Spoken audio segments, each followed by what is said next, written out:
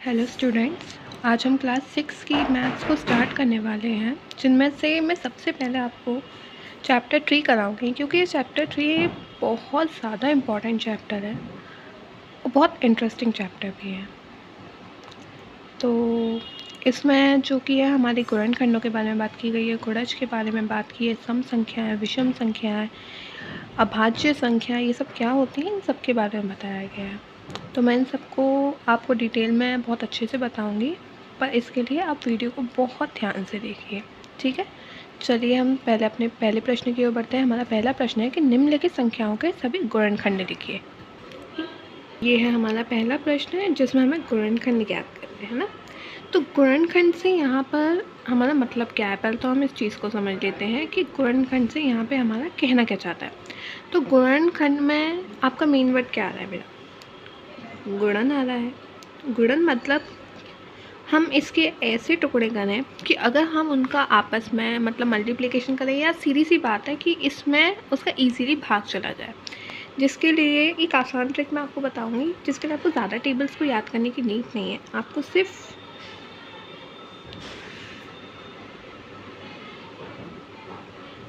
इनको याद करना है, इनके टेबल्स को, उसके इजीली थ्रू आप इसे कर सकते हो। ये तो नॉर्मल सी चीज़ है, सभी बच्चों को याद होगी, है ना। तो गुणनखंड जब लिखेंगे हम इसके 24 के गुणनखंड, ठीक है। तो सबसे पहली संख्या जो होगी मेरी 1, क्योंकि 1 से मैं किसी का भी भाग लगाऊंगी तो वो मेरा इजीली आ जाता है, ठीक है। उसके बाद सबसे लास्ट वाली डिजिट्स जिससे ये जा रहा है, जो कि हम लिख लेते हैं हमारी 24, ठीक है। अब बाकी के डिजिट से आप इसका डिवीज़न करते चलिए और आपकी डिजिट ईजिली निकलती जाएगी। जैसे मैंने इसका अगर 2 से भाग लगाऊंगी, 2 से मैंने भाग लगाया तो मैक्सिमम डिजिट मेरी क्या आ गई, 12 दूनी 24 होता है, क्योंकि उसके बाद 3 से देखते हैं क्या 3 से जा रहा है मेरा, 3 अट्ठे 24 होता है, इजीली जा रहा है। 4 से देखें तो हाँ, इजीली 6 से जा रहा है मेरा, है ना। 7 में आता है, नहीं आता। अब इसको जो शॉर्ट ट्रिक मैं आपको बोल रही थी इसके थ्रू, तो देखिए इसके लिए आपको 2 बातें याद रखनी है। अगर कोई भी मेरी सम संख्या दी हुई है, क्या दी हुई है मेरी सम संख्या, जो कि मेरी 2 होती है, 4 होती है, यानी 2 के पहाड़ी से भाग होती है, किससे जाती है मेरे, किससे जानी चाहिए मेरे, 2 के पहाड़ी से। इसके पीछे हम एक 0 को भी ऐड कर लेते हैं, मतलब किसी भी डिजिट के हम पीछे वाला देखते हैं। 4 आ रहा है, नहीं आ रहा, तो इसका मतलब ये 2 के टेबल से ईजीली चला जाएगा, ठीक है। अगर एक और लेते हैं, जैसे मेरा अगर किसी भी संख्या में क्या आ रहा है, मेरा लास्ट में 0 और 5 आ रहा है। जैसे मेरा 45 है, 45 में लास्ट में क्या आ रहा है, मेरा 5 आ रहा है, तो ये किसके टेबल से जाएंगे मेरे, 5 के पहाड़े से। किसके टेबल से जाएंगे, 5 के पहाड़े से। इन बातों को आपको ध्यान में रखना है। अब भाग लगाने के लिए कि अरे इतनी पीछे की भी डिजिट्स कैसे आ गई, तो इसके लिए इतना कंफ्यूज होने की नीड नहीं है। सिंपली पहले और जो लास्ट की जो आपका ये दिया हुआ है, इससे तो आनी ही आनी है। उसके बाद पीछे क्या आ रहा है, 4 आ रहा है, इट मीन्स ये 2 के टेबल से जाना ही जाना है। मैंने 2 के टेबल से भाग लगाया, तो जब पीछे की ज़्यादा नंबर की डिजिट आनी है वो ऑटोमेटिकली आ जाएगी। इसके अलावा ये किसी से नहीं जानी है, अपने आप उससे छोटी संख्या से ही मेरी निकलती चली जाएंगी। उसके बाद मैं 3 से टेबल से किया, ऑटोमेटिकली मेरा 8 आ गया, यहाँ से मीन्स कटना शुरू हो गया, यानी 9 आना ही नहीं है मेरा इसमें, ठीक है। आगे लीजिए, मैंने 4 से किया तो मेरा ऑटोमेटिकली यहाँ 6 आ गया, इट मीन्स 7 नहीं आना है। और लास्ट का 8 मेरा आ ही गया था, इसीलिए मुझे इसके बाद और भाग लगाने की नीड नहीं है। क्लियर है आप सभी को। इसी तरीके से चलिए हम अपने आगे के प्रश्नों को करते हैं। जैसे मेरा दूसरा सवाल है 15 को लेकर, तो 15 के गुणनखंड कीजिए। पहले तो जैसा मैंने अभी बताया,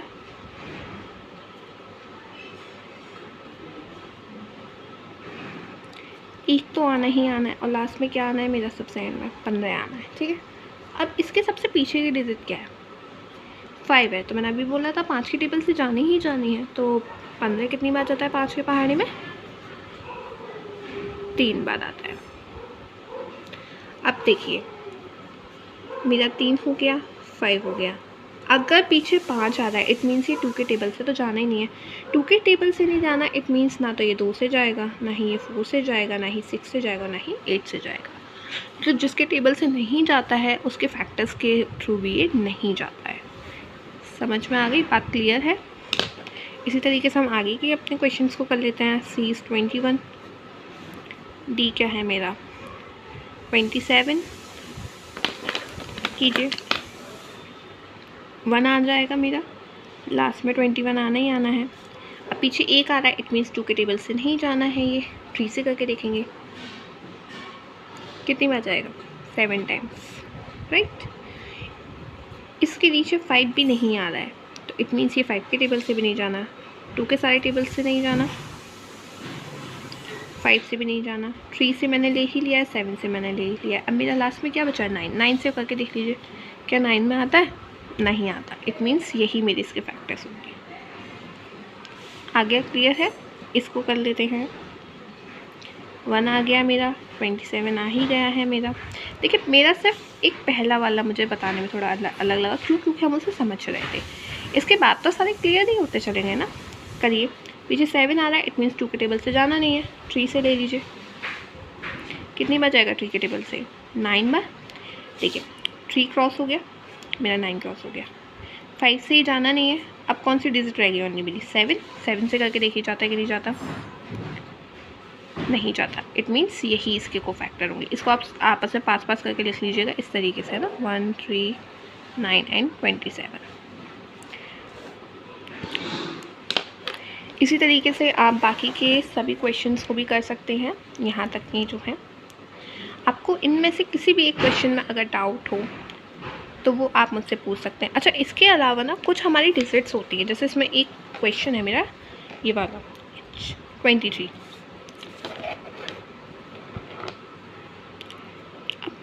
23 किससे जाना है मेरा? 23 के लिए तो बहुत डाउट हो रहा होगा ना। तो देखिए 1 से तो जाना ही जाना है, लास्ट में 23 भी आना ही आना है मेरा इसमें। अब इसके अलावा पीछे क्या आ रहा है मेरे? 3 आ रहा है, इट मीन्स ये 3 के टेबल्स में जाना होगा, या जिसके लास्ट में 3 आता है। अगर मैं इसका 3 से भाग लगाऊंगी तो ये मेरा नहीं जाता है। आप भाग लगा के देख लीजिएगा, नहीं जाएगा। मैं करके दिखा देती हूँ।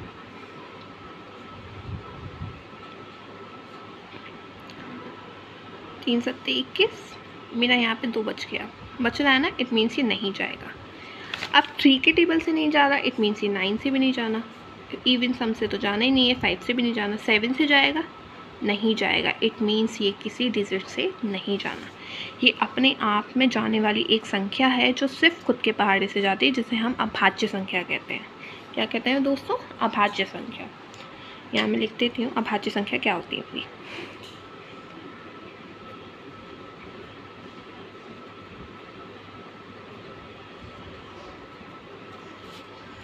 क्या होती है मेरी अभाज्य संख्या?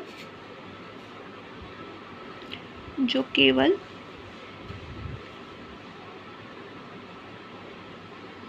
खुद के पहाड़े से जाती है, जैसे कि 2 है, 3 है, 5 है, 7 है मेरा, 11 है, 13 है, 17 है, 19 है, इसी तरीके से 23 है, इसी तरीके से काफ़ी डिजिट्स आ जाती हैं, ठीक, जिसे आप टेबल के थ्रू करके देख सकते हैं। तो इसी तरीके से जो बाकी के सवाल इसमें बच गए हैं आप इन्हें खुद ट्राई करके देखिए। अगर नहीं आते हैं तो आप मुझसे कमेंट सेक्शन में पूछ सकते हैं, ओके। तो चलिए अपने दूसरे प्रश्न की ओर बढ़ते। हमारा दूसरा प्रश्न है, निम्न संख्याओं के प्रथम 5 गुणज ज्ञात कीजिए। ऊपर वाले में हम क्या निकाल लेते हैं? हमारा गुणनखंड। नीचे वाले में हम क्या निकालेंगे? अपने गुणज को। तो देखिए गुणज निकालने के लिए हमें कुछ नहीं करना है, जितने भी हमसे मांगे, जैसे उसने प्रथम 5 मांगे हैं मुझसे, तो 5 को बारी बारी से एक बार 5 बार गुणा कर देना है।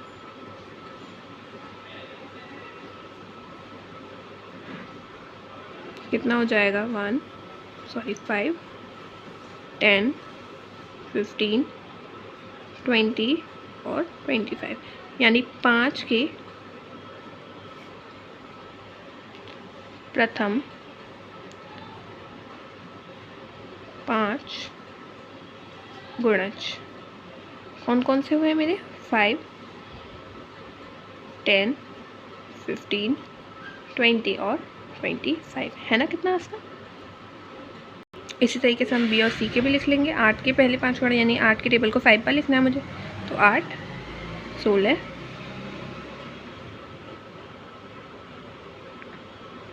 Isn't it. इसी तरीके से आप 9 के उसको भी लिख सकते हैं। कमेंट सेक्शन में कमेंट कीजिएगा इसका आंसर क्या होगा, है ना। तो हमारा क्वेश्चन नंबर 3 की ओर बढ़ते हैं। हमारा क्वेश्चन नंबर 3 क्या है? हमें यहाँ पे कुछ मैचिंग दी हुई है, जिसमें क्या करना है, हमें इन्हें सॉल्व करके इन्हें एक दूसरे से मैच आउट करना है। ठीक है, तो चलिए बढ़ते हैं। जैसे पहला वाला मेरा सवाल है, क्या आ रहा है मेरा? 35 आ रहा है। अब इसमें ऑप्शंस क्या दिए हुए हैं कि 8 का गुणज होना चाहिए, 7 का गुणज होना चाहिए, 70 का गुणज होना चाहिए। देखिए 70 का तो होगा नहीं, 30 का भी नहीं होना, 50 का भी नहीं होना, ना ही 20 का होना। ठीक है, 70 का गुणज क्यों नहीं होना? अब मैंने 70 का गुणज क्यों नहीं लिया? क्योंकि गुणज में हम गुणा करके जाते हैं, राइट। लेकिन 35 तो 70 से छोटा है ना, कैसे हो सकता है? इसलिए इसका आंसर नहीं होगा। ये नीचे के भी नहीं होने हैं। अब ऊपर का ले लेते हैं, 8 का गुणज। क्या 8 के पहाड़े में 35 आता है? नहीं आता, है ना, नहीं आता ना। 7 का गुणज, क्या 35 में 7 आता है? हाँ आता है, बिल्कुल आता है। इसलिए इसका आंसर ये वाला होगा। तो इसको हम यहाँ लिख देते हैं। क्या आंसर आएगा मेरा? 35 किसका गुणज होगा मेरा? 7 का गुणज। क्यों? क्योंकि 7 पंजे कितने आते हैं मेरे? 35 आते हैं, राइट। दूसरा वाला क्या है? 15 के लिए। अब देखिए 7 का गुणज ही तो इससे मैच आउट हो गया, इसको ऑप्शन को हटा देते हैं। 15 के लिए देखिए 8 का गुणज, 8 के टेबल में 15 आता है? नहीं आता। इसका मतलब ये तो होना नहीं है। 70 का गुणज, हाँ फिर वही बात है आ गई कि गुणज तो ये इसका हो ही नहीं सकता ना। नेक्स्ट पे बढ़ते हैं, 30 का गुणनखंड। अब गुणनखंड का मतलब क्या हो गया कि क्या इससे ये डिजिट जा पाएगी या नहीं जा पाएगी। तो क्या 15 के टेबल से 30 जाती? हाँ बिल्कुल जाती है, ये ऑप्शन हो सकता है मेरा। इसके अलावा 50 का गुणनखंड, क्या 15 से 50 जाता है मेरा? नहीं जाता, नहीं जाता ना, ये नहीं होगा। इसका मतलब 15 से 20 जाएगा? नहीं होगा। इसका सही ऑप्शन क्या होगा? डी, 30 का गुणनखंड।